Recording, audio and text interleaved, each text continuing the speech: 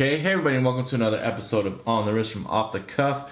Today we have another great piece for you, the first GMT watch to hit the channel, so that's pretty exciting. This is from Glycine watches, which were founded in 1914. They're Swiss made. They mainly, as far as kind of where they lay in the hierarchy of things and the tiers, is they focus on upper entry level and mid-tier military themed watches.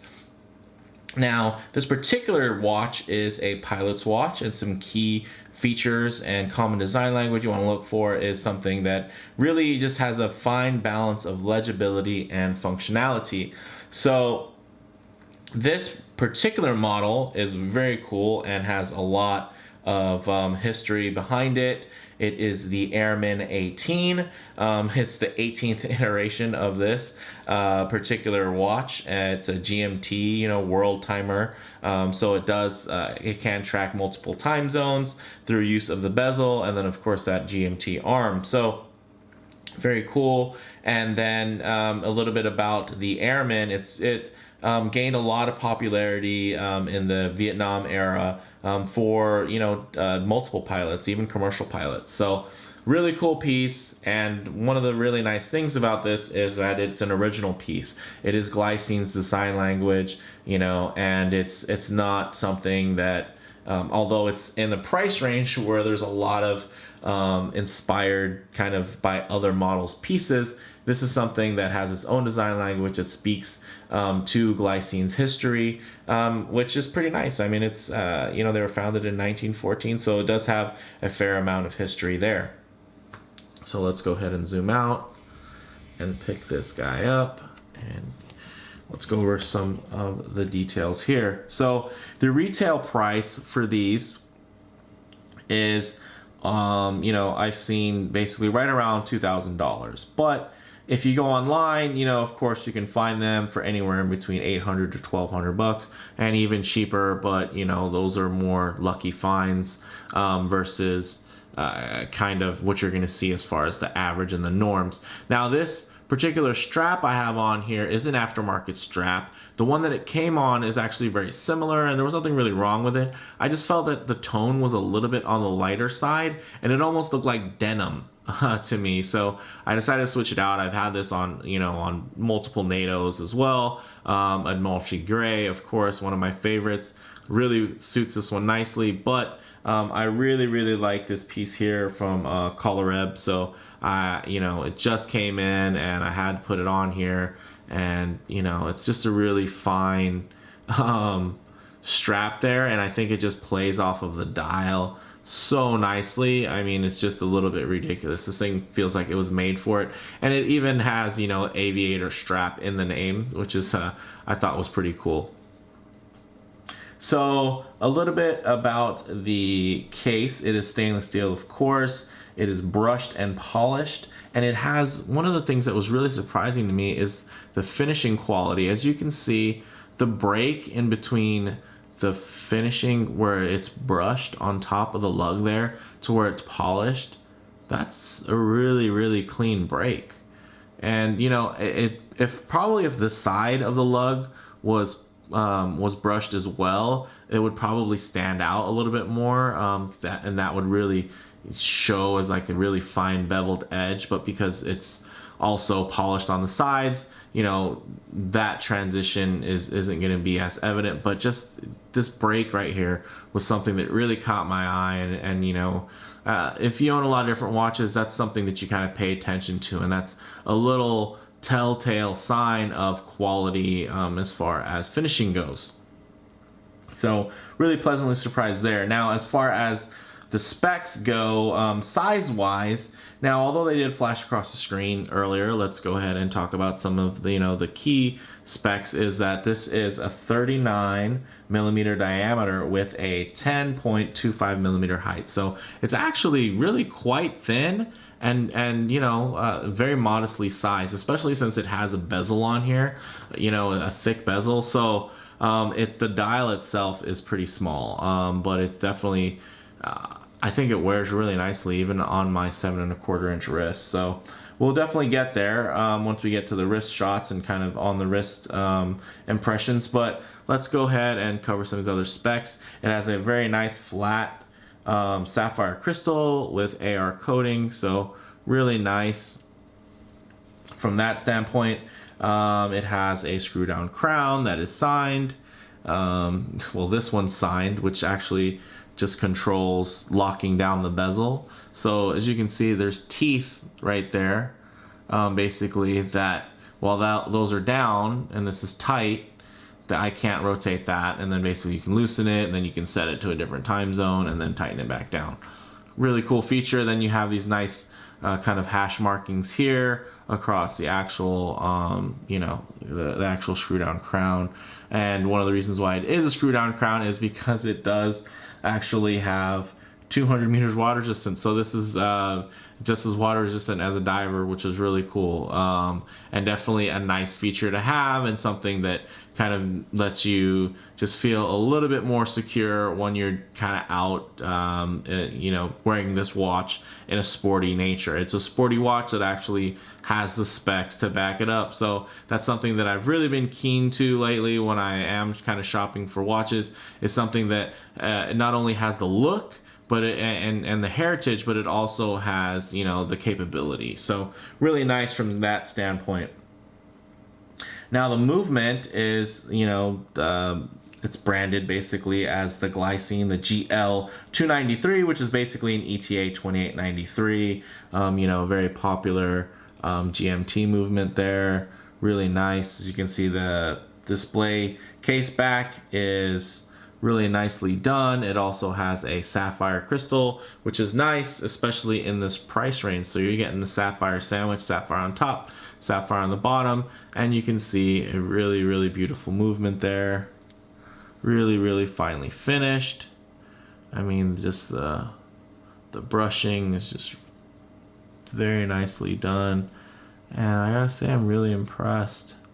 And then of course it was nice, they put the little Glycine Airman with a little you know, little prop airplane there on the rotor itself, which is one of the things that's nice about having it on a strap versus on a NATO, is that you can actually enjoy looking at the movement, versus when it's a NATO, it's a little bit covered up. So it's a little bit of a shame to kind of hide something that was you know, very intentionally done, very excellent. So as far as the dial hands and lume, it has printed indices, it has numbers and kind of dashes plus little lume dots, as you can see there on the inner track.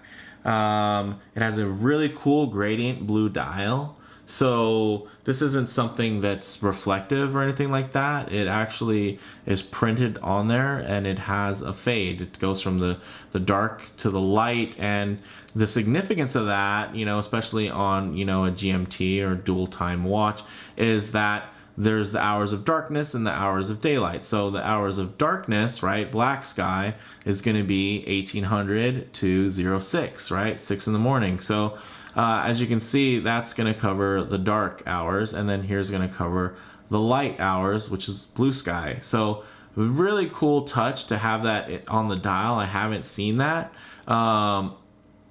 So I just think that's just a really cool way to deal with that whole situation, and it really helps give it a, you know, really quick referencing system, because there are a lot of numbers, as you can see, a lot of numerals all over the dial and bezel, which can get a little bit confusing. So it's really nice to have that quick reference there.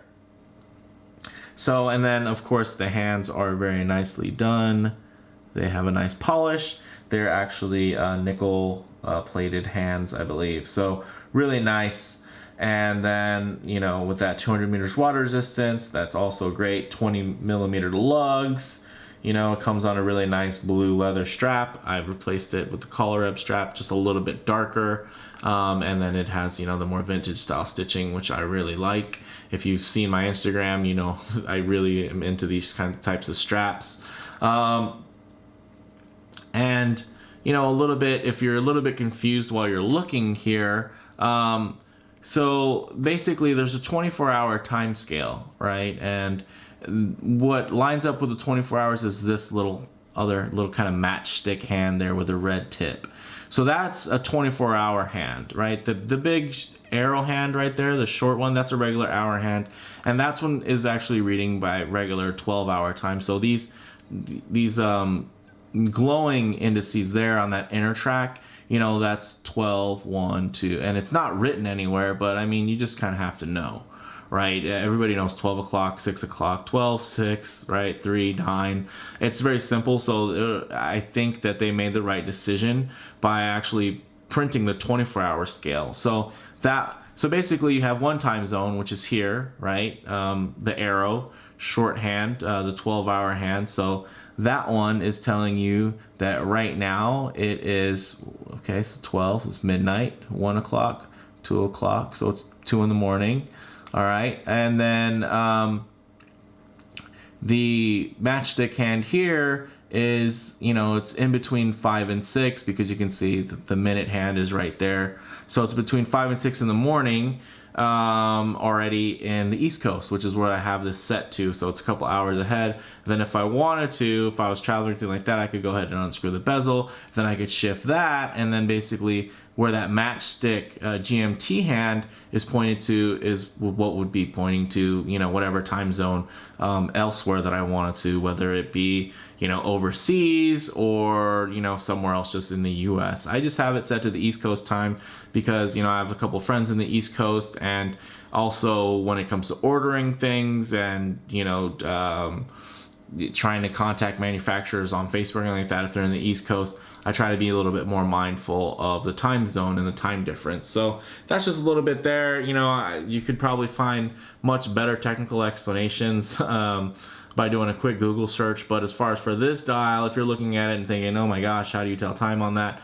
It's actually not that hard. And hopefully my little explanation there did help a little tiny bit.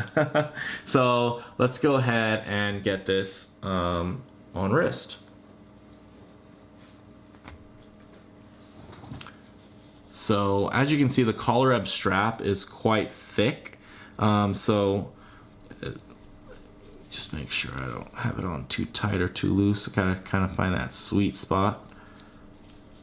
And then of course I'm wearing gloves, so it's a little bit harder to line up these keepers.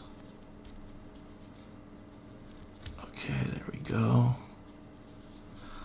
All right, so on my 7 1/4 inch wrist, as you can see, I think it wears really, really nicely. One of the things I really like about this particular strap is that kind of ivory stitch. Really ties in, I think, with the, it's about middle tone to the lume that's on there, and then the printed numerals. So I think it's a nice, you know, it just really goes with it. I mean, it feels like it was just made for this piece. And then of course up close it looks a little bit bigger, but then you get it down here, you get a little bit more perspective, a little bit more idea of scale. On person, as you can see, it's a modestly sized piece, but it is very sporty. It even has 200 meters water resistance, which is really, really cool. And you know, that 39 millimeter, it's just a hair under 40, which is kind of my sweet spot. And then the lugs, which is nice, which helps kind of carry the visual weight from the top. They are a little bit longer, but they curve down. So you get the, you know, the look of kind of the extended case, which helps it wear a little bit longer. But as far as comfort goes, let's say you have a really small wrist, with these turn down lugs, it's going to actually fit you really, really nicely. So I really recommend this piece if, you know, you want a GMT watch but you're looking for something smaller. It's hard to find anything that's at 40 or under as far as GMTs go. So I thought this was a really cool piece. And then it also has, you know, a nice little history and background to it. And I was very taken by it when I saw it. So I was glad. I actually believe that right now, if you were to go to the Glycine website, they're actually marketing the Airman 17, which is the previous generation to this one, because they're a little bit bigger. So this one is the smaller range in the 18. So, you know, of course, the more contemporary styling is to have a little bit of a larger watch. So those ones are probably the ones you'll find online right now, and you'll kind of have to search to find the 18, the Airman 18, which is going to be the smaller, more modest sized case. Now on wrist, it's very versatile. If you've checked out my Instagram, you'll seen this again on all types of different straps. It's very handsome with that, you know, that gradient two-tone dial. Really fantastic, and also functional, which is icing on the cake. And then, you know, it just oozes quality, you know, those little fine case finishings and some of the angles. I mean, this wasn't by any means, you know, a really easy case to, or, you know, there's just details there. There's fine details, little ornate things, little tricks that they put into the case and the design that I can appreciate, and I think really add to the visual interest that this watch really holds. It's one that when I'm wearing it, I don't mind looking at it. It's very easy on the eyes, although it, you know, some people might think it's a little bit cluttered for the amount of information that it has. It just has so much to kind of look at and take in and enjoy when you have a minute. So pretty cool. Now there are a couple different model variants. You know, there's 42 millimeter variants and 46 millimeter variants, and of course those are, you know, different kind of Airman lines. But those are out there, and even with the blue theme as well. Now, some comparable models, you know, it could be compared to pretty much any other small diameter GMT watch, probably more closely to divers watches due to the water resistant. And, you know, it's really tough to think of a watch that is really competition for this that's in a similar price range, especially when you consider how much you can get them for, you know, and I wouldn't even say gray market, because there's authorized dealers that are out there, you know, on eBay that are selling these for really, really great prices. When I was very lucky that they accepted my offer on eBay for this piece. So, you know, I can't stress the value enough. You know, if you're very value savvy, this is definitely a piece that's gonna, it's gonna retain its value very well, and then you're gonna be able to get it at a very reasonable price. And then with kind of the range of pricing you'll see is what's really gonna help, because if you catch it on the low end, you know, basically even if you resell it, you can still sell it cheaper than kind of the average sales price, which, you know, I've seen these $1,600, $1,200, and I got it for, you know, half that. So definitely really cool piece, and you know, I'm really pleased. And then, you know, the water resistance is definitely a bonus. So as far as kind of my final thoughts, I'd say probably the bottom line is really this is a perfect sports watch. You know, it's highly functional. It has 200 meters water resistance. You know, the ability to track 3 time zones at once, which is great. You know, and it's featuring Glycine's original design language. You know, it's from a model that's been under continuous refinement across multiple generations.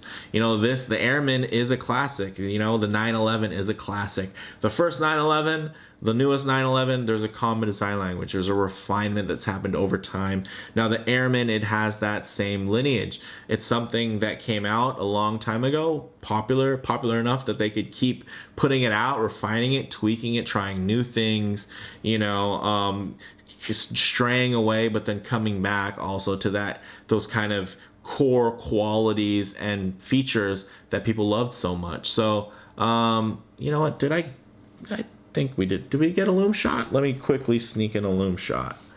Let me get this guy here. Okay, let me try to do this. I mean, it's, you know, not a huge, although it's water resistant, it's not a diver, so not crazy lume, but definitely good lume. I wouldn't call this by any means inadequate. I think it's actually really nicely done, and they even have the lume pip for the second, so you know the water. So if you were underwater, you would know that the watch is still running. Very cool. All right, guys, so I'll leave it there. If you liked the video, please don't forget to hit a like. If you haven't already, go ahead and subscribe for more content. I will see you guys in the next one. Thanks.